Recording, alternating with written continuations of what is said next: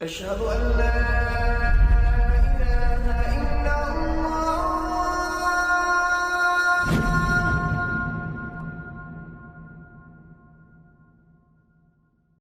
Raindrops media পরিবেশিত audio lecture series Al Faruk. এই সিরিজে আলোচিত হবে আমিরুল মুমিনিন ওমর ইবনুল খাত্তাব রাদিয়াল্লাহু আনহু এর জীবন, সময় এবং কর্ম। আসসালামু আলাইকুম ওরহমতুল্লাহি ওবরাকাতুহু। আউযু বিল্লাহি মিনাশ শাইতানির রাজিম। বিসমিল্লাহির রহমানির রহিম। আলহামদুলিল্লাহ ওয়াসসালাতু ওয়াসসালামু আলা সাইয়্যিদিনা মুহাম্মদ ওয়া আলা আলিহি ওয়া সাহবিহি ওয়াসাল্লাম তাসলিমান কাসীরা।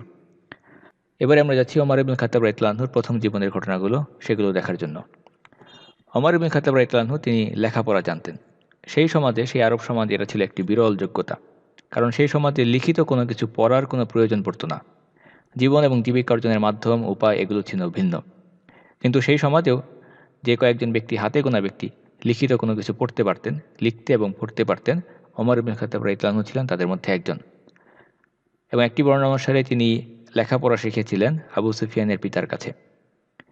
এবং ওমর ইবনুল খাত্তাব রাদিয়াল্লাহু আনহুর মধ্যে থাকা এই যোগ্যতাকে কাজে লাগিয়ে আমরা দেখতে পাই যে রাসূলুল্লাহ সাল্লাল্লাহু আলাইহি ওয়াসাল্লাম ওমর রাদিয়াল্লাহু আনহুকে ওহী লেখকদের মধ্যে একজন হিসেবে নিযুক্ত করেছিলেন।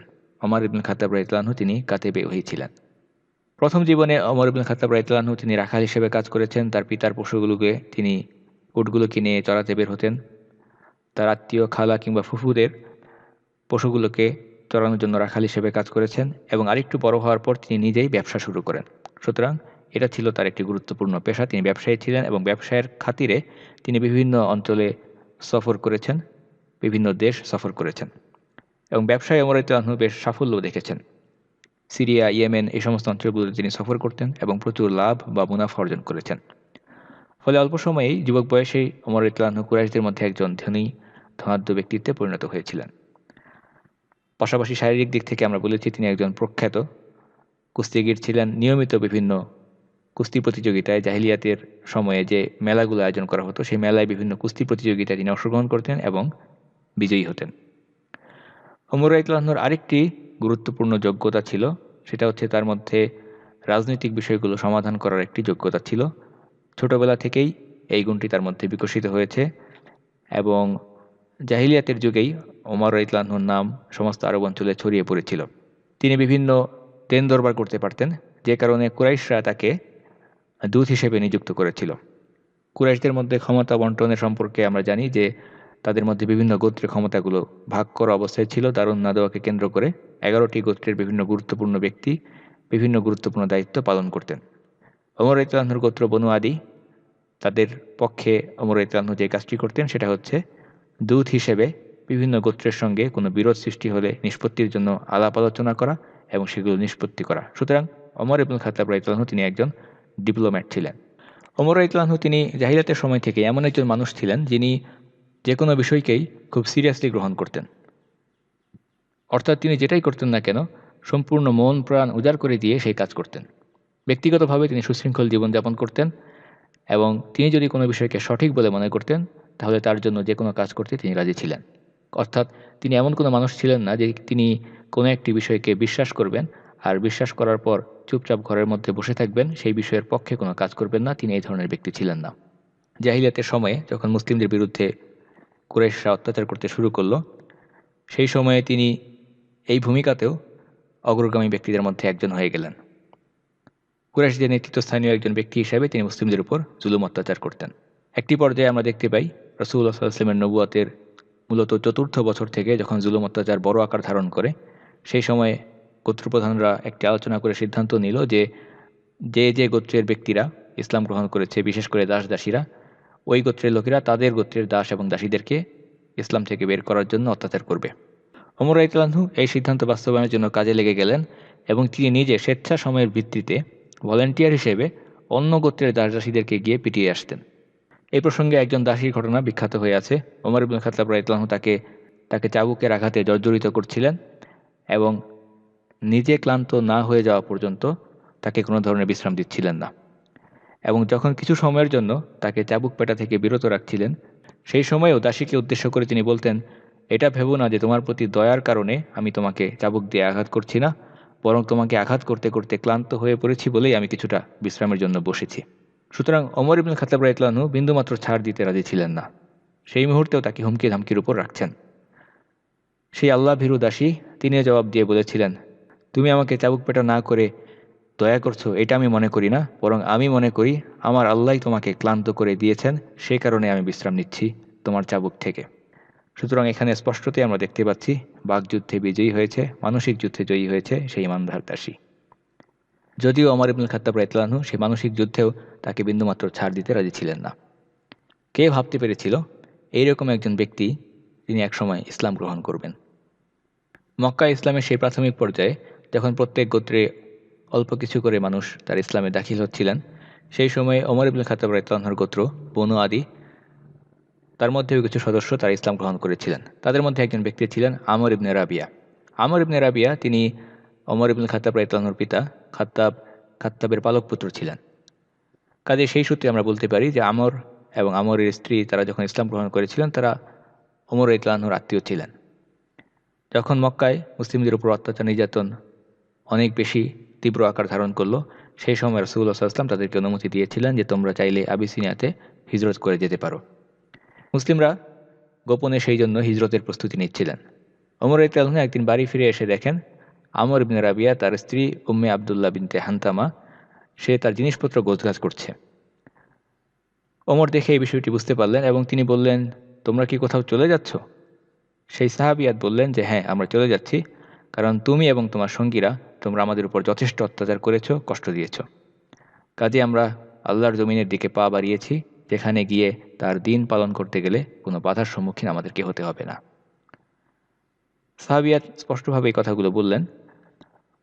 ওমর রাদিয়াল্লাহু আনহু এই কথা শুনে তার চেহারায় কিছুটা পরিবর্তন আসলো এবং তিনি এমন একটি কথা বললেন যেটা ওমরের মতো ব্যক্তির মুখ থেকে কেউ আশা করেননি। ওমর রাদিয়াল্লাহু আনহু বললেন, সাহিবুকুমুল্লাহ, এই যাত্রায় আল্লাহ তোমাদের সাথী হোক। অর্থাৎ ওমর রাদিয়াল্লাহু আনহু তাদের প্রতি সহানুভূতি জ্ঞাপন করছেন। উম্মে আবদুল্লাহ বিনতে হানতামা তিনি বেশ কিছুটা অবাক হলেন এবং তার স্বামী আমর বিন রাবিয়া তিনি যখন বাড়ি ফেরত আসলেন তখন তিনি এই ঘটনাটি বললেন।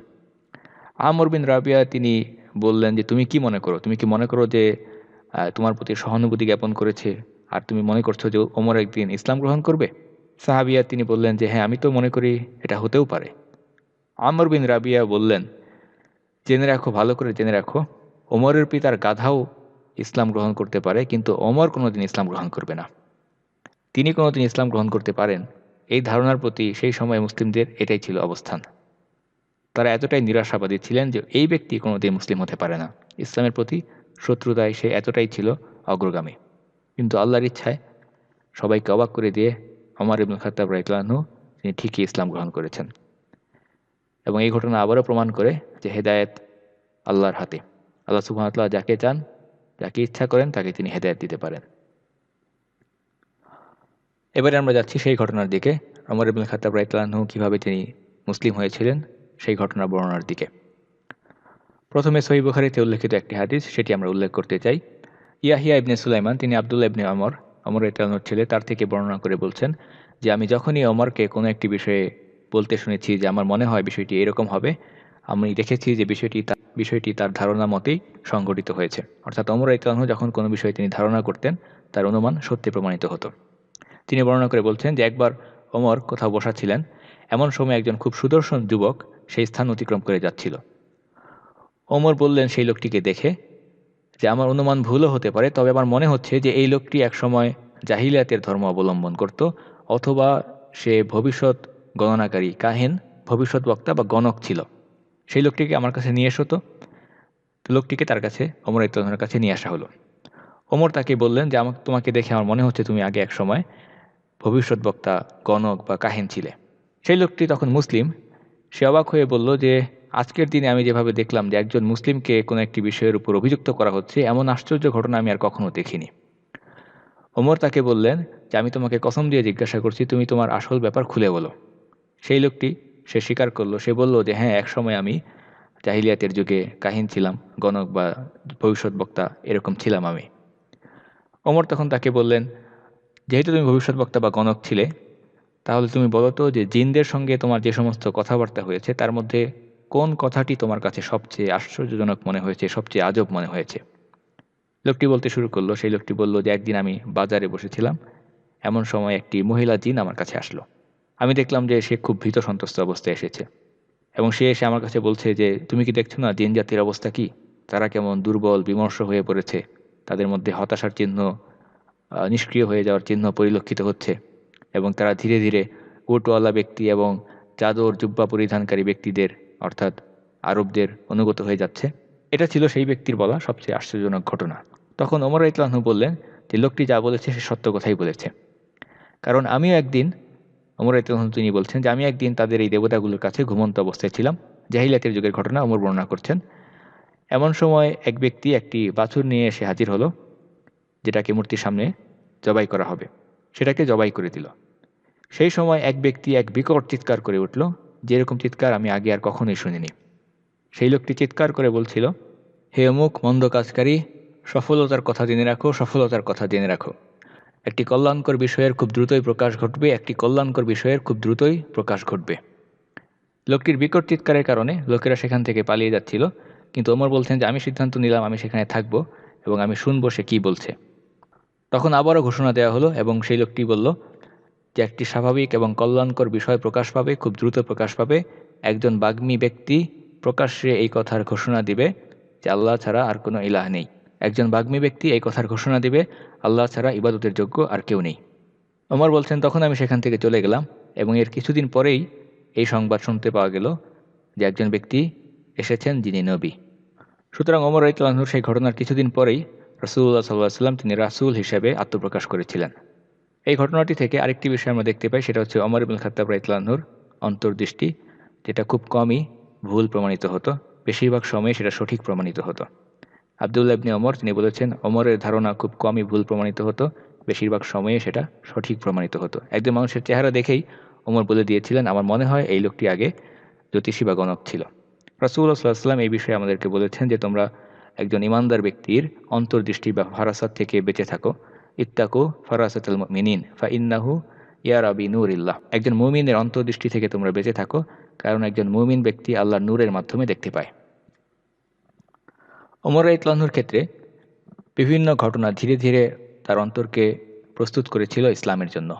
তার আত্মীয়ের মধ্যে সেই নারী সাহাবী তিনি যখন তার জিনিসপত্র গোছগাছ করছিলেন এবং হিজরতের জন্য প্রস্তুত হচ্ছিলেন, এই বিষয়টি ওমরের মধ্যে একটি ভাবান্তর সৃষ্টি করেছিল এবং তিনি তার প্রতি কিছুটা সমবেদনাই জ্ঞাপন করেছিলেন।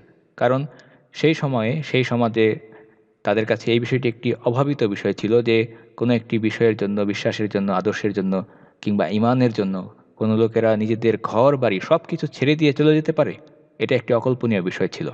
কিন্তু এরপরেও আমর বিন রাবিয়া তিনি বলেছিলেন যে ওমরের পিতার গাধাটিও মুসলিম হবে, কিন্তু ওমর কোনোদিন মুসলিম হতে পারে না। ওমর রাদিয়াল্লাহু আনহু তার মতোই তার অবস্থান থেকে ইসলামের তীব্র বিরোধিতা এবং মুসলিমদের উপর অত্যাচার নির্যাতন চালিয়ে যাচ্ছিলেন।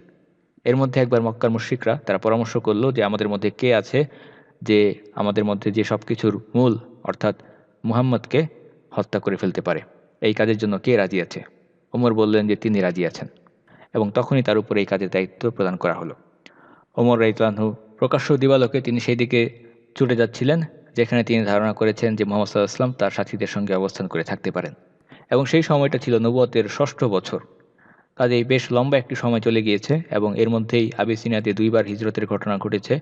ফলে অধিকাংশ সাহাবী তারা মক্কা ছেড়ে আবিসিনিয়াতে পাড়ি জমিয়েছেন এবং একেবারে অল্প সংখ্যক কিছু মুসলিম তারা রয়েছেন মক্কাতে। মুসলিমদের সংখ্যাই ছিল এমনিতেই অল্প, তার মধ্যে ২ বার আবিসিনিয়াতে হিজরতের কারণে তাদের মধ্যে আরও অবশিষ্ট খুব অল্প সংখ্যক সাহাবী মক্কায় রয়ে গিয়েছিলেন। ওমর ইবনে খাত্তাব যখন এরকম একটি ক্রোধান্বিত অবস্থায় রাগান্বিত চোখে গলায় তরবারি, উন্মুক্ত তরবারি ঝুলিয়ে কোথাও যাচ্ছেন, তাকে দেখে একজন সাহাবীর বুক অজানা আশঙ্কায় কেঁপে উঠল। তিনি ছিলেন নুয়াইম ইবনে আবদুল্লাহ। তিনি তাকে থামালেন, ওমরকে থামিয়ে জিজ্ঞাসা করলেন, হে ওমর, তুমি এভাবে কোথায় যাচ্ছ?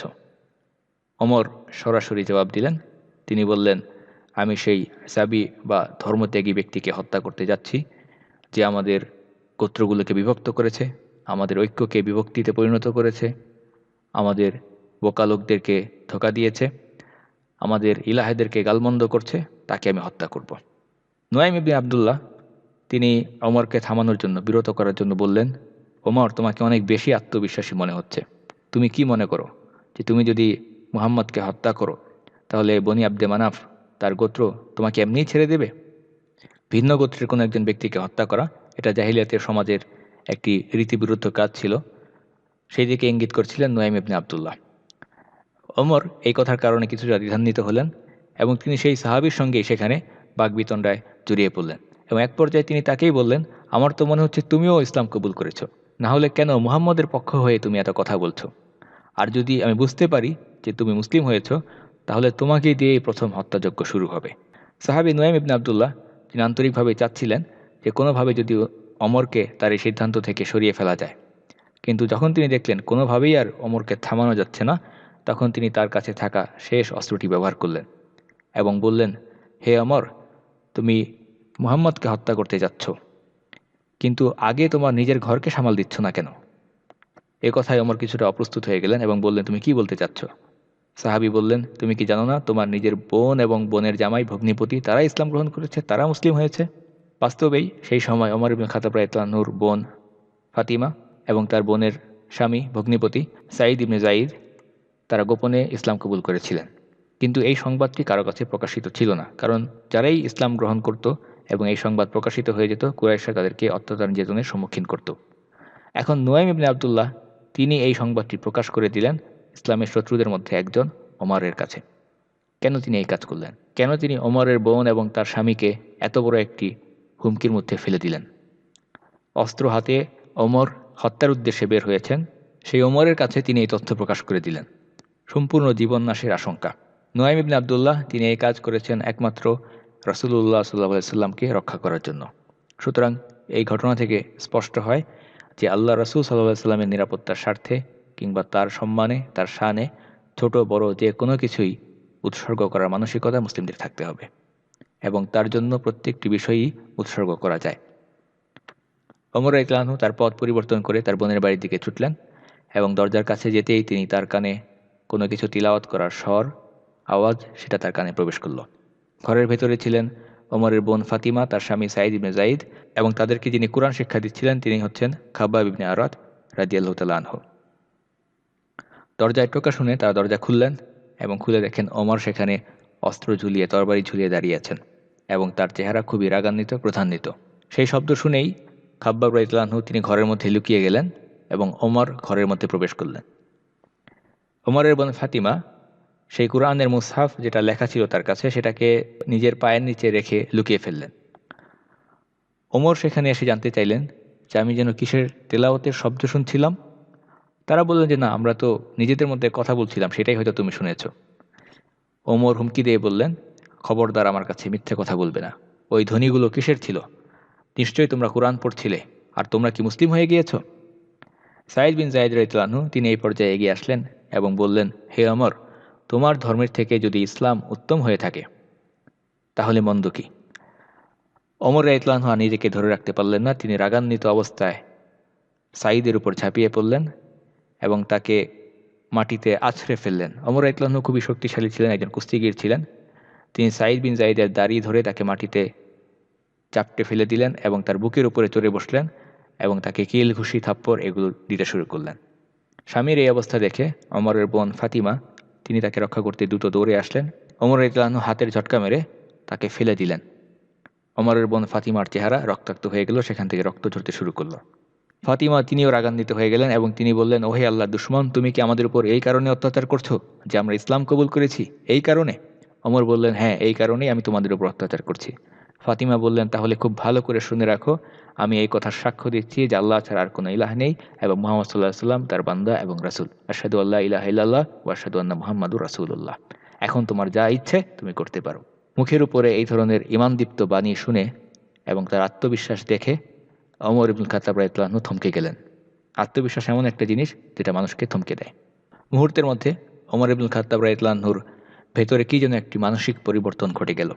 ওমর রাদিয়াল্লাহু আনহু তার ছিল একটি চিন্তাশীল অন্তর, তার ভেতরে একটি পরিবর্তন ঘটে গেল। তিনি এইমাত্র যেই কাজ করেছেন, বোনের গায়ে হাত তুলেছেন, বোনের অগ্নিবতীর গায়ে হাত তুলেছেন, তাদেরকে নির্মমভাবে প্রহার করেছেন, এটা তার মধ্যে একটি অনুশোচনা সৃষ্টি করল। বিশেষ করে একজন মহিলার গায়ে হাত তোলা এটা খুবই অগ্রহণযোগ্য একটি কাজ। ওমর রাদিয়াল্লাহু আনহু তিনি নিজের কাজের জন্য লজ্জিত হলেন, ব্যথিত হলেন এবং সাঈদ বিন যায়েদের বুকের উপর থেকে সরে গেলেন এবং তিনি বললেন যে তোমাদের কাছে যে মুসাফটি আছে তোমরা যেটা পড়ছিলে সেটা আমাকে দেখাও।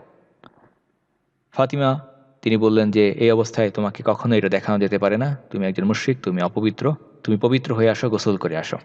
ওমর রাদিয়াল্লাহু আনহু তিনি গোসল করে পাকসাফ হয়ে পবিত্র হয়ে আসলেন। তার হাতে সেই মুসাফটি তুলে দেওয়া হলো। ওমর রাদিয়াল্লাহু আনহু তিনি লেখাপড়া জানতেন, তিনি সেই অংশটি পড়তে শুরু করলেন, সূরা তহার শুরুর আয়াতগুলো। أعوذ بالله من الشيطان الرجيم بسم الله الرحمن الرحيم طه ما أنزلنا عليك القرآن لتشقى إلا تذكرة لمن يخشى تنزيلا ممن خلق الأرض والسماوات العلى الرحمن على العرش استوى له ما في السماوات وما في الأرض وما بينهما وما تحت الثرى وإن تجهر بالقول فإنه يعلم السر وأخفى الله لا إله إلا هو له الأسماء الحسنى আল্লাহু লা ইলাহা ইল্লাহু লাহুল আসমাউল হুসনা। আয়াতের অর্থগুলো যদি আমরা দেখি তাহলে আমরা দেখতে পাই আল্লাহ সুবহানাহু ওয়া তাআলা বলেছেন, তহা তুমি কষ্ট পাবে বা তোমাকে কষ্ট দেওয়া হবে, এই জন্য তোমার উপর আমি কুরআন নাজিল করিনি, বরং যেই ব্যক্তি ভয় করে তার জন্য উপদেশ অর্থে এই কুরআনকে নাজিল করা হয়েছে। এই কুরআনকে নাজিল করা হয়েছে তার পক্ষ থেকে যিনি পৃথিবী এবং সমুচ্চ আসমান মণ্ডলী সৃষ্টি করেছেন, এটা তার পক্ষ থেকে নাজিল হয়েছে। আর রহমানু আলাল আরশি ইস্তাওয়া, দয়াময় রহমান তিনি আরশে সমাসীন। যা আছে আসমানে, জমিনে এবং এই দুয়ের মধ্যবর্তী স্থানে এবং মাটির নিচে সব কিছু তারই। এবং যাই তুমি বলো না কেন, উচ্চকণ্ঠে কিংবা গোপন বা তার থেকেও গোপন বিষয়, সব কিছুই তিনি জানেন। আল্লাহু লা ইলাহা ইল্লাহু লাহুল আসমাউল হুসনা, তিনিই হচ্ছেন আল্লাহ, যিনি ব্যতীত আর কোনো ইলাহ নেই এবং যাবতীয় সুন্দর নাম এটা তার জন্যই। ওমর যখন এই আয়াতগুলো পড়লেন, এই লেখাগুলো পড়লেন, স্বতঃস্ফূর্তভাবে তার মুখ থেকে প্রথম রিয়াকশনে যে কথাটি বের হয়ে আসলো সেটা তিনি বললেন, এগুলোই কি সেই কথা যার বিরুদ্ধে কুরাইশেরা কথা বলে? এগুলোই কি সেই কালাম যার বিরুদ্ধে কুরাইশদের অবস্থান? ওমর বললেন, যেই সত্তা এই কথাগুলো নাজিল করেছেন, বাণীগুলো নাজিল করেছেন, অবশ্যই তিনি ইবাদতের যোগ্য একমাত্র সত্য উপাস্য। আমাকে বলো, কোথায় মুহাম্মদ? ওমর রাদিয়াল্লাহু আনহুর এই উক্তিটি খুবই লক্ষণীয়। সরাসরি কোরআনের আয়াতের সংস্পর্শে আসার কারণে, নিজে কোরআন কি জিনিস সেটা দেখার কারণে ওমর রাদিয়াল্লাহু আনহু তিনি বললেন, এগুলি কি সেই কথা যার বিরুদ্ধে কুরাইশের অবস্থান নিয়েছে? এই কথাটি প্রত্যেক যুগের ইসলামের বিরুদ্ধে যারা প্রচারণা করে এবং তাদের প্রচারণায় যারা বিভ্রান্ত, যারা কখনো কোরআনকে ইসলামকে যাচাই করে দেখেনি, তাদের জন্য প্রযোজ্য। তাদের উচিত নিজে ইসলামকে যাচাই করে দেখার চেষ্টা করা, বিভ্রান্তিকর অপপ্রচারে বিভ্রান্ত না হওয়া। যদি তারা সত্যিই ইসলামকে যাচাই করার চেষ্টা করে, কোরআনকে পড়ার চেষ্টা করে একটি স্বচ্ছ অন্তর নিয়ে, তাহলে তাদের মুখ থেকেও সেই কথাই বের হয়ে আসবে। তারাও বলবে, এগুলি কি সেই কথা যার বিরুদ্ধে ইসলাম বিদ্বেষীরা অপপ্রচার চালায়? যিনি এই বাণীগুলো নাজিল করেছেন, অবশ্যই তিনি একমাত্র সত্য উপাস্য। ওমরের মধ্যে এত বিরাট ভাবান্তর দেখে তারা জানালেন যে মুহাম্মদ সাল্লাল্লাহু আলাইহি ওয়াসাল্লাম কোথায় আছেন। সেই সময়টাতে আমরা জানি রাসূলুল্লাহ সাল্লাল্লাহু আলাইহি ওয়াসাল্লাম তিনি গোপনে সাহাবীদের সঙ্গে একত্রিত হতেন, কারণ মুসলিমরা সেই সময় দুর্বল অবস্থায় ছিলেন, কাফেররা মুসলিমদের উপর জুলুম অত্যাচার করত। তারা আরকাম রাদিয়াল্লাহু আনহুর বাড়ি দারুল আরকাম, সেখানে নির্দিষ্ট সময় একত্রিত হতেন। সেখানে রাসূলুল্লাহ সাল্লাল্লাহু আলাইহি ওয়াসাল্লাম তাদেরকে কুরআন শিক্ষা দিতেন, দ্বীনি শিক্ষা দিতেন, আবার তারা সেখান থেকে পৃথক হয়ে যেতেন এবং এই কাজগুলো ঘটত খুব গোপনে। তারা জানিয়ে দিলেন কোথায় আছে রাসূলুল্লাহ সাল্লাল্লাহু আলাইহি ওয়াসাল্লাম। ওমর রাদিয়াল্লাহু আনহু ওই অবস্থাতেই, গলায় তরবারি, উন্মুখী তরবারি ঝোলানো অবস্থাতেই সেদিকে রওনা হয়ে গেলেন। সেখানে যারা অবস্থান করে আছেন তারা জানেন না এর মধ্যে ওমরের মধ্যে, তারা জানেন না এই সময়ের মধ্যে ওমরের ভেতরে কি পরিবর্তন ঘটেছে। ভেতরে থাকা একজন সাহাবী উকি দিয়ে দেখলেন দরজায় যিনি টোকা দিচ্ছেন তিনি ওমর, খাত্তাবের পুত্র, এবং তার গলায় উন্মুক্ত তরবারি। ভেতরে সাহাবীরা তারা খুব ভীত হয়ে গেলেন, আতঙ্কিত হয়ে গেলেন এবং তাদেরকে দেখে হামজা জিজ্ঞাসা করলেন যে কি হয়েছে, এত ভয় পাচ্ছ কেন? তারা বললেন দরজায় ওমর দাঁড়িয়ে। হামজা বললেন, ওমর হয়েছে তো কি হয়েছে? সে যদি ভালো ইচ্ছায় এসে থাকে তাকে স্বাগতম, আর যদি সে কোনো মন্দ ইচ্ছায় এসে থাকে তাহলে তার তরবারির মাধ্যমেই আমরা তাকে হত্যা করব। এই ধরনের বক্তব্য একমাত্র হামজার পক্ষেই শোভনীয়, কারণ তিনি নিজেও ছিলেন একজন বীর যোদ্ধা, পালোয়ান এবং সাহসী ব্যক্তি। রাসূলুল্লাহ সাল্লাল্লাহু আলাইহি ওয়াসাল্লাম বললেন, দরজা খুলে দাও এবং তাকে আমার কাছে নিয়ে আসো। হামজা রাদিয়াল্লাহু আনহু তিনি দরজা খুলে আরেকজন সাহাবীর সঙ্গে একত্রে গিয়ে ওমরকে পাকড়াও করে হাত বদ্ধ অবস্থায় বেঁধে রাসূলুল্লাহ সাল্লাল্লাহু আলাইহি ওয়াসাল্লামের কাছে নিয়ে আসলেন। রাসূলুল্লাহ সাল্লাল্লাহু আলাইহি ওয়াসাল্লাম বললেন, তাকে ছেড়ে দাও। হামজা এবং সেই সাহাবী ওমরকে ছেড়ে দিলেন। রাসূলুল্লাহ সাল্লাল্লাহু আলাইহি ওয়াসাল্লাম যদিও দৈহিক আকৃতিতে, দৈর্ঘ্যের দিক থেকে তিনি ওমরের থেকে ছোট ছিলেন, খাটো ছিলেন, কিন্তু রাসূলুল্লাহ সাল্লাল্লাহু আলাইহি ওয়াসাল্লামকে আল্লাহ সুবহানাহু ওয়া তাআলা দৈহিকভাবে শক্তিশালী করেছিলেন। রাসূলুল্লাহ সাল্লাল্লাহু আলাইহি ওয়াসাল্লাম যদি চাইতেন তাহলে তিনি ৩০ জন পুরুষের সমশক্তির প্রমাণ দিতে পারতেন। রাসূলুল্লাহ সাল্লাল্লাহু আলাইহি ওয়াসাল্লাম ওমরকে তার গলার কাপড় ধরে টেনে নিজের কাছে নিয়ে আসলেন এবং তাকে জিজ্ঞাসা করলেন, কি কারণে এখানে এসেছো হে খাত্তাবের পুত্র ওমর? আল্লাহ তোমাকে ধ্বংস না করা পর্যন্ত তুমি কি ইসলামের বিরুদ্ধে লড়াই করা থামাবে না? ওমর বললেন, ইয়া রাসূলুল্লাহ, আমি এখানে এসেছি আল্লাহ এবং তার রাসূলের উপর ঈমানের সাক্ষ্য দিতে, অন্য কোনো উদ্দেশ্যে নয়।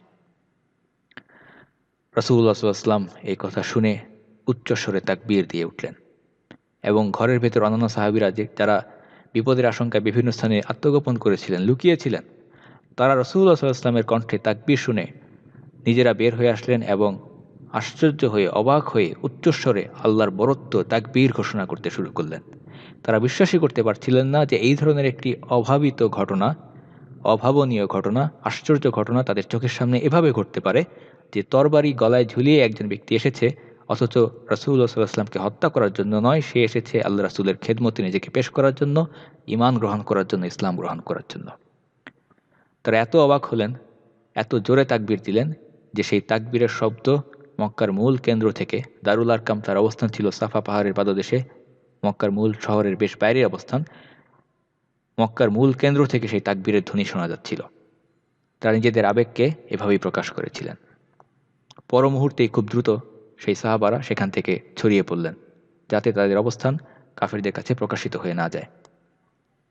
ওমর রাদিয়াল্লাহু আনহু যখন তিনি ফাতিমা তার বোনের ঘরে কোরআন পড়ে মুগ্ধ হয়েছিলেন এবং ইসলামের সত্যের সাক্ষ্য দিয়েছিলেন, কোরআনকে আল্লাহর বাণী হিসেবে শনাক্ত করেছিলেন, রাসূলুল্লাহ সাল্লাল্লাহু আলাইহি ওয়াসাল্লামের কাছে আসার ইচ্ছা প্রকাশ করেছিলেন, তখন খাব্বাব রাদিয়াল্লাহু আনহু, যিনি ঘরে লুকানো অবস্থায় ছিলেন, তিনি সেখান থেকে বের হয়ে এসে বলেছিলেন, হে ওমর, আমার মনে হচ্ছে আল্লাহ রাসূল তোমার ব্যাপারে যে দোয়া করেছিলেন সেই দোয়াকে আল্লাহ কবুল করেছেন।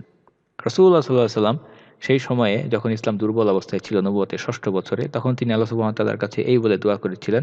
রাসূলুল্লাহ সাল্লাল্লাহু আলাইহি ওয়াসাল্লাম বলেছিলেন, আল্লাহুম্মা আইজ্জাতাল ইসলাম আহাব্বার রাজুলাইনি ইলাইক, আমর বিন হিশাম আও ওমর ইবনুল খাত্তাব। রাসূলুল্লাহ সাল্লাল্লাহু আলাইহি ওয়াসাল্লাম বলেছেন, ইয়া আল্লাহ, আপনার পছন্দ অনুসারে দুই ব্যক্তির মধ্য থেকে যে কোনো একজনকে দিয়ে আপনি ইসলামকে সম্মানিত করুন। যাকে আপনি বেশি ভালোবাসেন, আমর বিন হিশাম অথবা ওমর ইবনুল খাত্তাব। আমর বিন হিশামকে? আমর বিন হিশাম হচ্ছে আবু জাহেল। রাসূলুল্লাহ সাল্লাল্লাহু আলাইহি ওয়াসাল্লাম কেন এই দুইজন ব্যক্তিকে নির্বাচন করে তাদের ব্যাপারে দোয়া করলেন আল্লাহর কাছে, অথচ সেই দুইজনই ছিল সেই সময়ে ইসলামের বিরুদ্ধে সবচেয়ে অগ্রগামী ব্যক্তিরা। সেই সময়ে ইসলামের বিরুদ্ধে সবচেয়ে অগ্রগামী দুইজন ব্যক্তি, ওমর এবং আবু জাহেল। রাসূলুল্লাহ সাল্লাল্লাহু আলাইহি ওয়াসাল্লাম আলাদাভাবে এই দুইজনের জন্য দোয়া করেছেন, কারণ হচ্ছে তাদের ভেতরে থাকা স্পিরিট, কর্ম উদ্যম। আমরা বর্তমানে অনেক সময় দেখি একজন ব্যক্তি, সে দ্বীনের বুঝ পায়, ইসলাম বুঝে, ইসলাম বুঝার পর সে আরও ইনঅ্যাক্টিভ হয়ে যায়, কর্মহীন হয়ে যায়, কিছুই করে না, বসে থাকে। এই ধরনের ব্যক্তিরা ইসলাম কিংবা মুসলিমদের কোনো উপকার করতে পারে না। রাসূলুল্লাহ সাল্লাল্লাহু আলাইহি ওয়াসাল্লাম সবসময় সেই বিষয়কে মূল্যায়ন করেছেন, যার মাধ্যমে সে নিজে উপকৃত হতে পারবে এবং মুসলিম উম্মাহ উপকৃত হতে পারবে। এই গুণগুলো ছিল ওমরের মধ্যে এবং সেটা ছিল আবু জাহেলের মধ্যেও।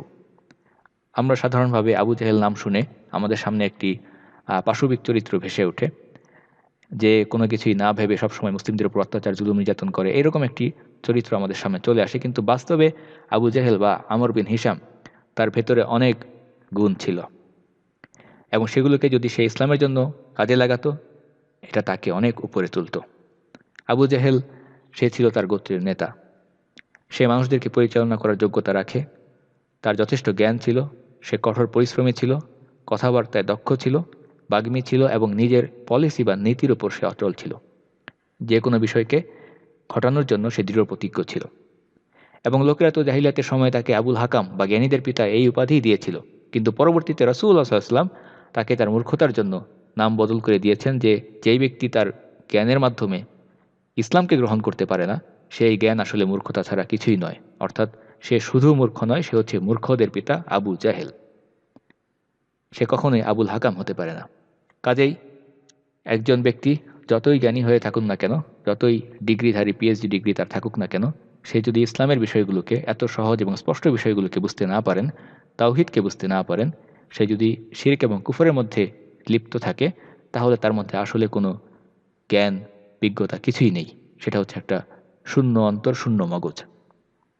হাসরের ময়দানে কাফেররা যখন সাক্ষ্য দিবে, সেই সময় তারা কি বলবে? জাহান্নামকে দেখে তারা বলবে, অকালু লাউ কুন্না নাসমাউ আও নাআকিলু মা কুন্না ফি আসহাবিস সাঈর। তারা আফসোস করে বলবে, হায় আফসোস, আমরা যদি কথাগুলো শুনতাম অথবা বুদ্ধি খাটাতাম, তাহলে তো আমরা কখনোই এই আগুনের বাসিন্দা আসহাবিস সাঈর, তাদের মধ্যে, জাহান্নামবাসীদের মধ্যে আমরা থাকতাম না। তারাই সেই সময় সাক্ষ্য দিবে যে আমাদের আসলে কোনো বুদ্ধি ছিল না, মগজ ছিল না, চিন্তা শক্তি ছিল না, আমরা মূর্খ ছিলাম, আকল ছিল না। রাসূলুল্লাহ সাল্লাল্লাহু আলাইহি ওয়াসাল্লাম তিনি দোয়া করেছিলেন যেন এই দুই ব্যক্তির একজনকে দিয়ে আল্লাহ ইসলামকে সম্মানিত করেন, এবং আল্লাহ সুবহানাহু ওয়া তাআলা কবুল করেছেন ওমরকে। আরেকটি ঘটনা আমরা উল্লেখ করতে পারি, যে ঘটনাটি ওমরকে ইসলামের দিকে ঝুঁকিয়ে দিয়েছিল এবং ওমরের মধ্যে একটি প্রভাব সৃষ্টি করেছিল ইসলামের প্রতি নিকটবর্তী হতে। মুসনাদে আহমদে ওমর ইবনে খাত্তাব রাদিয়াল্লাহু আনহু থেকেই এই ঘটনাটি বর্ণিত আছে। ওমর নিজেই বর্ণনা করে বলছেন যে ইসলাম গ্রহণের আগে একবার আমি বের হয়েছিলাম, এবং তিনি রাতের বেলা বের হয়েছিলেন। তিনি জাহিলিয়াতের যুগে আমরা জানি ওমর ইবনে খাত্তাব তিনি অনেক বেশি মদ পান করতেন, মদকে তিনি ভালোবাসতেন, এবং তার বেশ কিছু সঙ্গী সাথী ছিল যাদের সঙ্গে একত্রিত হয়ে তিনি রাতের বেলা মদ পান করতেন। এরকম এক রাতে তিনি বের হয়েছেন মক্কার সেই পানশালাগুলোর উদ্দেশ্যে, কিন্তু সেই দিন কোনো কারণে দেরি হয়ে যায়, এবং যার কারণে তিনি দেখেন যে আসলে পানশালাগুলো বন্ধ অবস্থায়। সেখানে গিয়ে কাউকে পেলেন না, অন্যত্র গেলেন, সবগুলোতে একই অবস্থা, কোনো সঙ্গী সাথীও খুঁজে পেলেন না। যে কারণে তিনি সিদ্ধান্ত নিলেন যে অন্তত একটা ভালো কাজ করি, যেহেতু আজকে কোনো সুযোগ হলো না। তখন তিনি ভাবলেন যে রাতের বেলায় গিয়ে কাবা ঘর তাওয়াফ করে আসি। সেই সময় রাত বেশ গভীর হয়ে এসেছে, সেখানে কোনো মানুষজন নেই। তিনি কাবা তাওয়াফ করার উদ্দেশ্য নিয়ে সেখানে প্রবেশ করলেন। সেখানে গিয়ে তিনি দেখলেন যে একজন ব্যক্তিকে দেখা যাচ্ছে, এবং তিনি কে? তিনি হচ্ছেন রাসূলুল্লাহ সাল্লাল্লাহু আলাইহি ওয়াসাল্লাম।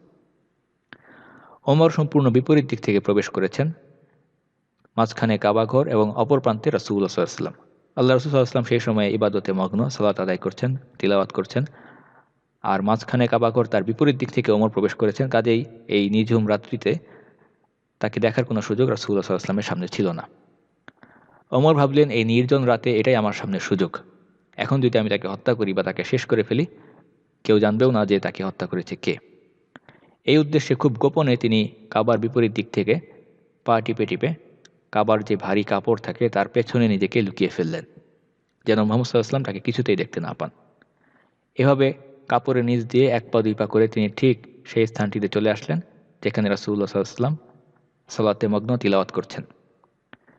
রাত্রিবেলা অন্ধকার এবং কাবার সেই ভারী কাপড়ের নিচে লুকানো থাকার কারণে রাসূলুল্লাহ সাল্লাল্লাহু আলাইহি ওয়াসাল্লামের কোনো সুযোগই ছিল না ওমরকে দেখার জন্য।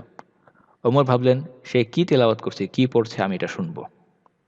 রাসূলুল্লাহ সাল্লাল্লাহু আলাইহি ওয়াসাল্লাম সেই সময় সূরা হাক্কার যে আয়াতগুলো সেগুলো তিলাওয়াত করছিলেন, এবং সূরা হাক্কা সম্পর্কে আমরা জানি যে প্রথম দিককার যেই আয়াতগুলো, আয়াতের শেষের শব্দগুলো খুবই চমৎকার এবং সেখানে ছন্দমিল রয়েছে, এবং যেই সূরার তিলাওয়াত খুবই মনোমুগ্ধকর।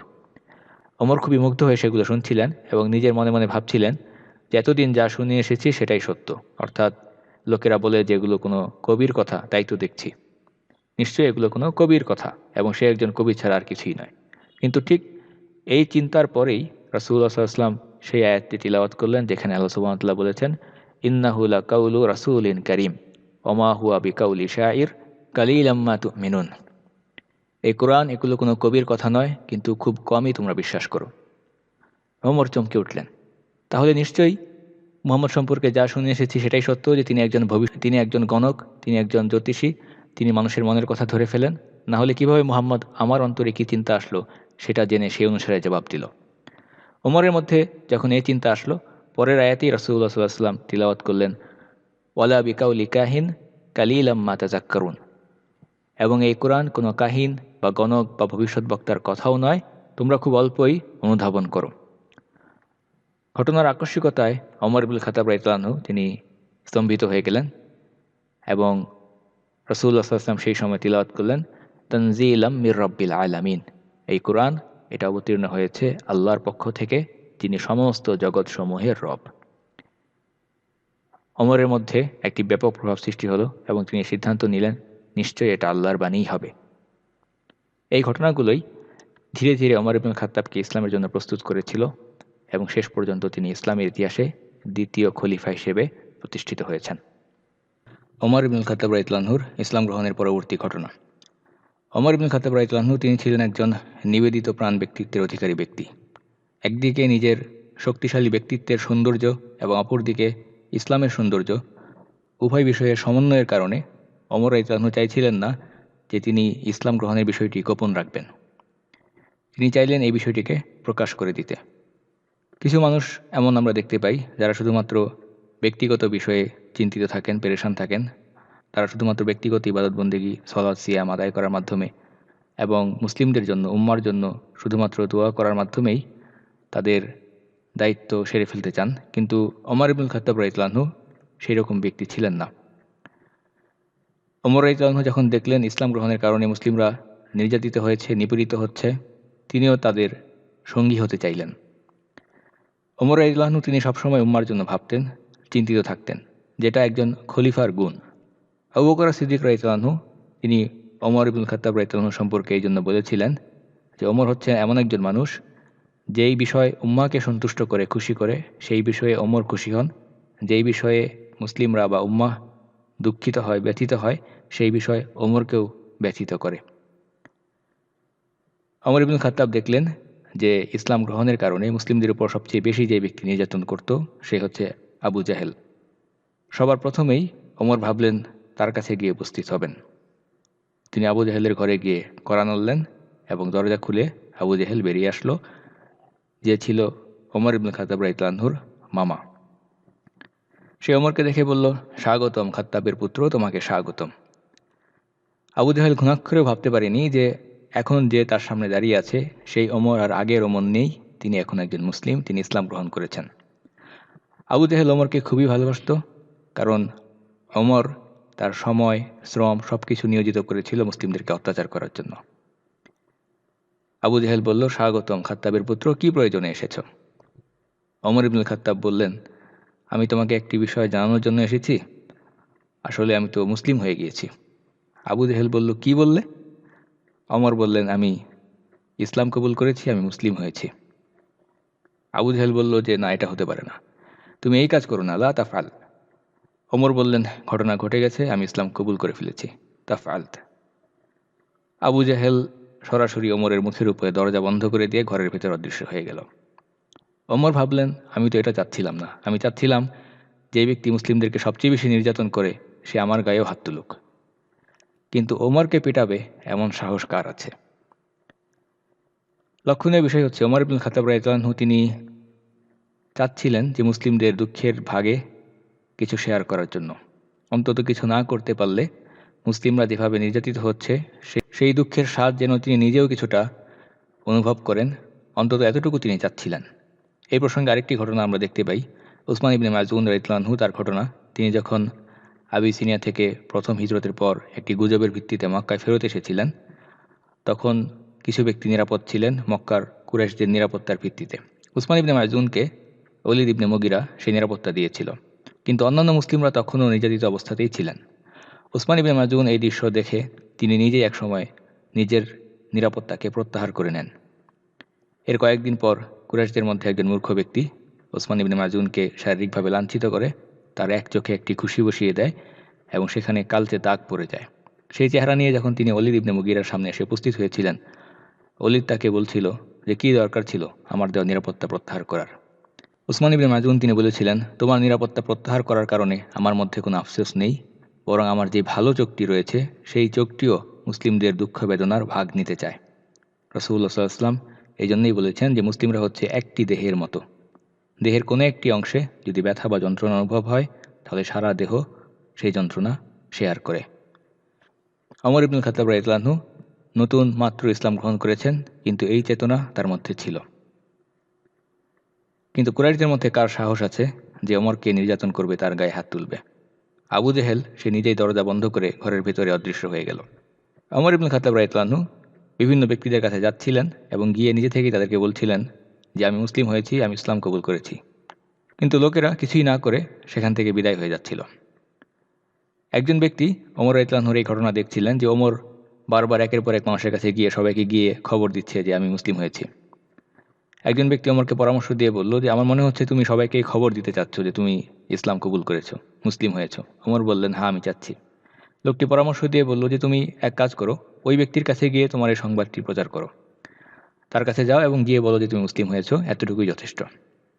সেই ব্যক্তি ইঙ্গিত করেছিল এক ব্যক্তির দিকে যার নাম ছিল জামিল বিন মুআম্মার আল জুমাহি। জামিল বিন মুআম্মার সে ছিল এমন একজন ব্যক্তি যে ব্যক্তি তার নিজের পেটে কোনো কথা রাখতে পারে না। সে যেন একটা চলন্ত সম্প্রচার কেন্দ্রের মতো। ওমর শুধুমাত্র তার কাছে গিয়ে বললেন, হে জামিল, আমি মুসলিম হয়েছি। আবদুল্লাহ ওমর রাদিয়াল্লাহু আনহুর পুত্র, তিনি ঘটনা বর্ণনা করে বলছেন যে আমি আমার পিতাকে দেখলাম যে জামিলের কাছে গিয়ে বলল যে আমি মুসলিম হয়েছি, এবং এই কথা বলতে দেরি কিন্তু জামিলের সম্প্রচার শুরু হতে দেরি হলো না। এরকম একটি সংবাদ, ব্রেকিং নিউজ, জামিলের কাছে তার নিজের পক্ষে সে চেপে রাখবে এটা কিছুতেই সম্ভব ছিল না। সে কোনো কথা না বলে উত্তেজনায় সেখানে লাফিয়ে উঠল এবং নিজের কাপড় টেনে ধরে দৌড়ানো শুরু করলো। সোজা মক্কার সেন্টার কাবাতে চলে গেল, যেখানে সবাই উপস্থিত ছিল, জমায়েত ছিল। সেখানে সে বলতে শুরু করলো চিৎকার করে, ইয়া কুরাইশ সাবা ওমর, সাবা ওমর, হে কুরাইশ, ওমর বেদিন হয়ে গেছে, ওমর বেদিন হয়ে গেছে। ওমর ইবনুল খাত্তাব রাদিয়াল্লাহু আনহু তিনি জামিলের পেছনে পেছনে দৌড়াচ্ছিলেন এবং প্রকাশিত সংবাদের প্রতিবাদ এটা তিনি জানাচ্ছিলেন। তিনি বলছিলেন যে আমি তো বেদিন হইনি, বরং আমি ইসলাম গ্রহণ করেছি, বাল আসলামত, বাল আসলামত। লক্ষণীয় বিষয় হচ্ছে সেই মক্কার সময়ের কিংবা পরবর্তী সময়ের কিংবা বর্তমান সময়েও আমরা দেখি যে কুফাররা কখনোই ইসলামকে ইসলাম এবং মুসলিমদেরকে মুসলিম এই শব্দে পরিচিত করতে চায় না, বরং তারা বিভিন্ন রকমের নিত্য নতুন মর্যাদাহানিকর পরিভাষা আবিষ্কার করে, কখনো মৌলবাদী, কখনো উগ্রবাদী, কখনো চরমপন্থী কিংবা কখনো টেরোরিস্ট। কিন্তু ইসলাম এবং মুসলিম শব্দগুলো কখনোই তারা ব্যবহার করতে চায় না। ঠিক একইভাবে মক্কার সেই কুরাইশেরাও তারা মুসলিমদেরকে বলতে এরা হচ্ছে বেদিন, ধর্মত্যাগী, সাবা। ওমর প্রকাশিত সংবাদের প্রতিবাদ হিসেবে জামিলের পেছনে পেছনে ছুটে একসময় ক্ষান্ত হলেন। ওমর বলছিলেন, আমি বেদিন হইনি, আমি ইসলাম গ্রহণ করেছি। কিন্তু তখন আর কিছু করার নেই, খবর চতুর্দিকে আগুনের মতো ছড়িয়ে পড়েছে। কিছু সময় অতিক্রান্ত হওয়ার পর লোকেরা দল বেঁধে একসঙ্গে একত্রিত হয়ে তারা সিদ্ধান্ত নিল ওমরকে কিছু শায়েস্তা করবে।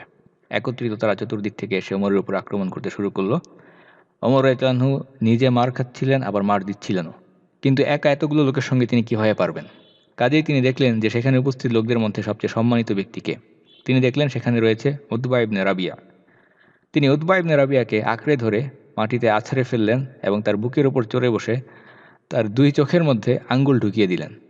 ব্যথায় উতবা ইবনে রাবিয়া সে চিৎকার করতে শুরু করলো এবং নিজেদের নেতার এই অবস্থা দেখে অন্যান্য মক্কার মুশরিকরা তারা নেতাকে বাঁচানোর জন্য পেছনের দিকে হটে গেল। আবদুল্লাহ বলছেন, যখনই ওমর উতবাকে ছেড়ে দিতেন, লোকেরা আবার চতুর্দিক থেকে জটলা করে এসে ওমরের উপর আক্রমণ করত এবং ওমর আবারও উতবা ইবনে রাবিয়াকে জাপটে ধরে মাটিতে ফেলে দিয়ে তার চোখের মধ্যে আঙ্গুল ঢুকিয়ে দিতেন, যতক্ষণ না সে চিৎকার করতে শুরু করতো এবং লোকেরা পিছু হটে যেত। একই ঘটনা বারবার পুনরাবৃত্তি ঘটছিল। একসময় ওমর রাদিয়াল্লাহু আনহু মারামারি করতে করতে ক্লান্ত হয়ে পড়লেন এবং লোকেরা চতুর্দিক থেকে তার উপর উত্তম মধ্যম প্রদান করছিল।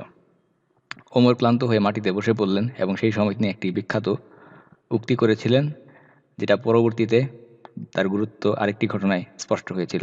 ওমর রাদিয়াল্লাহু আনহু তিনি বলেছিলেন, ওয়াল্লাহি লাউ কুন্না সালাসাতুন মিয়া লা তারাকনাহা লাকুম আও তারাকতুমুহা লানা। আল্লাহর কসম করে বলছি, যদি আমরা শুধুমাত্র 300 জন ব্যক্তি এখানে মক্কায় থাকতাম তাহলে একটা সিদ্ধান্ত হয়ে যেত, হয় আমরা থাকতাম অথবা তোমরা থাকতে। ওমর রাদিয়াল্লাহু আনহুর এই উক্তি অত্যন্ত ভবিষ্যৎবাণী পূর্ণ একটি উক্তি ছিল। পরবর্তীতে আমরা যখন দেখি ইসলামের প্রথম যুদ্ধ, সেই বদরের যুদ্ধের ইতিহাস, সেখানে মুসলিমদের পক্ষে এই সংখ্যাই ছিল 300 জন ব্যক্তির সামান্য কিছু ব্যক্তি, তাদের মাধ্যমেই ঈমান এবং কুফরের প্রথম সিদ্ধান্তকর যুদ্ধে ফয়সালা চলে এসেছিল। ওমর ইবনুল খাত্তাব যেন দিব্য দৃষ্টি দিয়ে সেই বিষয়টি নিজের চোখের সামনে দেখতে পাচ্ছিলেন। তখনও মক্কায় মুসলিমদের সংখ্যা খুবই অল্প ছিল। ওমর রাদিয়াল্লাহু আনহু ষষ্ঠ নবুয়তের বছরে জিলহজ মাসে ইসলাম কবুল করলেন। তখন সর্বমোট মুসলিমদের সংখ্যা মক্কায় ছিল মাত্র 40 জন। এটা সম্ভবত সেই সংখ্যা বাদ দিয়ে হবে যারা আবিসিনিয়াতে হিজরত করে চলে গিয়েছিলেন। কারণ আরেকটি বর্ণনা থেকে আমরা দেখতে পাই যে 40তম মুসলিম যিনি ছিলেন তিনি হচ্ছেন আবু বকর সিদ্দিকের মা উম্মুল খায়ের, এবং তিনি নবুয়তের গোপন দাওয়াত চলাকালীন পর্যায়েই ইসলাম কবুল করেছিলেন। তাহলে ষষ্ঠ নবুয়তের বছরে মুসলিমদের সংখ্যা আরও বৃদ্ধি পেয়ে থাকবে। সম্ভবত এই বর্ণনাটি, অর্থাৎ তখন 40 জন মুসলিম মক্কায় ছিলেন, এটা হচ্ছে আবিসিনিয়াতে যারা হিজরত করে চলে গিয়েছিলেন তাদেরকে বাদ দিয়ে। আল্লাহ সুবহানাহু ওয়া তাআলা ভালো জানেন। ওমর যেই দিন ইসলাম কবুল করলেন সেই দিন দুপুর পর্যন্ত এভাবে লোকেরা জটলা করে এসে তাকে মারধর করছিল। এক সময় ওমর তার বাড়িতে প্রবেশ করলেন এবং চতুর্দিক থেকে লোকেরা তার বাড়িকে ঘিরে রেখেছিল। শেষ পর্যন্ত কুরাইশদের মধ্যে একজন নেতৃত্বস্থানীয় ব্যক্তি আস ইবনে ওয়াইল তিনি নিরাপত্তা দিলেন এবং তিনি ঘোষণা দিলেন, এবং তার ঘোষণার কারণে লোকেরা সেখান থেকে ওমরকে ত্যাগ করে চলে গেল। ওমর তিনি দারুল আরকামে আসলেন এবং রাসূলুল্লাহ সাল্লাল্লাহু আলাইহি ওয়াসাল্লামকে জিজ্ঞাসা করলেন, আলাসনা আলাল হাক্কি ইন হাইয়িনা ওয়া ইন মিতনা। ইয়া রাসূলুল্লাহ, মরি কিংবা বাঁচি আমরা কি হকের উপর নই? রাসূলুল্লাহ সাল্লাল্লাহু আলাইহি ওয়াসাল্লাম বললেন, অবশ্যই আমরা হকের উপর। ওমর বললেন, ফালিমাল ইখতিফাউ আইজান, তাহলে কেন আমরা লুকিয়ে থাকব? কেন আমরা ইসলামকে গোপনে রাখব? কেন আমরা লুকিয়ে থাকব? রাসূলুল্লাহ সাল্লাল্লাহু আলাইহি ওয়াসাল্লাম ওমরের এই ইচ্ছার সঙ্গে একমত হলেন এবং মুসলিমদেরকে দুইটি সারিতে তিনি সজ্জিত করলেন। এক সারির প্রথমে ছিলেন ওমর ইবনুল খাত্তাব, আরেক সারির প্রথমে ছিলেন হামজা রাদিয়াল্লাহু আনহু, এবং দুই সারির মাঝখানে রাসূলুল্লাহ সাল্লাল্লাহু আলাইহি ওয়াসাল্লাম। তারা প্রকাশ্যে মক্কায় বের হলেন, প্রদর্শনী দিলেন এবং তারা সেই সময় ঘোষণা দিচ্ছিলেন, আশহাদু আল্লা ইলাহা ইল্লাল্লাহ ওয়া আশহাদু আন্না মুহাম্মাদুর রাসূলুল্লাহ। মক্কায় এটাই ছিল ইসলামের প্রথম পর্দা উন্মোচন, প্রথম প্রকাশ্য প্রদর্শনী। সেই সময়ে আরেকটি গুরুত্বপূর্ণ ঘটনা ঘটেছিল। একটি মতামত অনুসারে ওমরের ইসলাম গ্রহণের মাত্র 3 দিন আগে মক্কার আরেকজন শক্তিশালী ব্যক্তি হামজা তিনি ইসলাম কবুল করেছিলেন। মাত্র 3 দিনের ব্যবধানে এইরকম দুইজন গুরুত্বপূর্ণ প্রভাবশালী শক্তিশালী ব্যক্তির ইসলাম গ্রহণ করা, এটা কুরাইশদের জন্য দুইটি বজ্রপাত সমতুল্য ছিল। বর্ণনাকারী বলছেন যে যখন মক্কার কুরাইশেরা ওমর এবং হামজাকে দেখল, তখন তারা এতটাই হতাশ হলো যা আগে কখনো তারা হয়নি। তারা দেখল বাস্তবে যে আল্লাহ সুবহানাহু ওয়া তাআলা হামজা এবং ওমরের মাধ্যমে ইসলামকে শক্তি এবং সম্মান দান করছেন। এটাই হচ্ছে সেই দিন যেই দিন রাসূলুল্লাহ সাল্লাল্লাহু আলাইহি ওয়াসাল্লাম তিনি ওমরকে সেই উপাধি দিয়েছিলেন আল ফারুক, যিনি সত্য এবং মিথ্যার পার্থক্যকারী, হক এবং বাতিলের তফাৎকারী ব্যক্তি। রাসূলুল্লাহ সাল্লাল্লাহু আলাইহি ওয়াসাল্লাম ওমরকে এই নাম দিয়েছেন। মক্কার সেই প্রথম যুগে ওমর রাদিয়াল্লাহু আনহু ইসলাম গ্রহণের ঘটনা একটি গুরুত্বপূর্ণ ঘটনা ছিল, কারণ এর মাধ্যমে মূলত সাধারণ মুসলিমদের উপরে মক্কার কুরাইশরা যে জুলুম অত্যাচার চালাতো তার একটি অবসান ঘটল। আব্দুল্লাহ ইবনে মাসউদ রাদিয়াল্লাহু আনহু তিনি বলছেন, মা জান্না আইজ্জা মুনদু আসলামা ওমর ওয়া লাকাদ রাআইতানা ওয়া মান ইসতাতিউ আন নাতুফা বিল বাইতি হাত্তা আসলামা ওমর ফালাম্মা আসলামা কাতালনাহুম হাত্তা তারাকুনা ফাসাল্লাইনা ওয়া তুফনা। ওমর ইবনে খাত্তাব মুসলিম হওয়ার পর আমরা শক্তিশালী হয়েছিলাম। এর আগে আমরা সালাত আদায় করা কিংবা কাবা তাওয়াফ পর্যন্ত আমরা করতে পারতাম না। তিনি যখন মুসলিম হলেন তখন আমরাও তাদের কিছু উত্তম মধ্যমের জবাব দিতাম, তাদের সঙ্গে যুদ্ধ করতাম, যতক্ষণ না তারা বাধ্য হতো আমাদেরকে সালাত আদায় করতে দিতে এবং কাবা তাওয়াফ করতে। তিনি আরও বলেছেন, কানাল ইসলামু ওমর ফাতহান ওয়া হিজরাতুহু নাসরান ওয়া ইমারাতুহু রাহমা ওয়া লাকাদ রাআইতানা ওয়া মান নাস্তাতিউ নুসাল্লি ওয়া নাতুফু বিল বাইতি হাত্তা আসলামা ওমর ফালাম্মা আসলামা কাতালনাহুম হাত্তা তারাকুনা নুসাল্লি।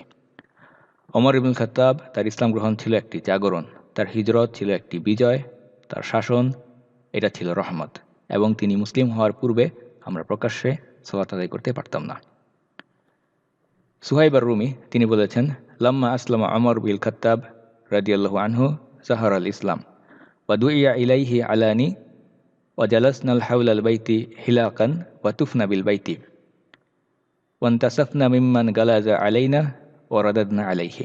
তিনি বলছেন, যখন ওমর ইবনুল খাত্তাব মুসলিম হলেন তখন ইসলাম প্রকাশ্য রূপ পেল এবং প্রকাশ্যে ইসলামের দাওয়াত আমরা দিতে শুরু করলাম।